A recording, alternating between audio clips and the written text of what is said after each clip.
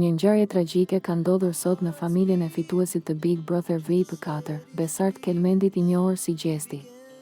Vëllai i tij i vogël, Eldion Kelmendi, ka humbur jetën si pasojë e një aksidenti tragjik. Ky lajm ka tronditur kudo që e njeh Gjestin, qoftë fansat e tij, por edhe ish banorët e Big Brother VIP. Ish partnerja e tij, Egli Tako, ka bërë një reagim në Instastory. Askush prej nesh nuk është në kohë për të qenë i dëgjuar në këto momente të errëta. Doja shumë të mos e lexoja kurrë një lajm të tillë, e të mos e besoja. Më dhem zemra. Zemërthyër, i shpreh ngushëllimet e mia të përzemërta familjes Kelmendi.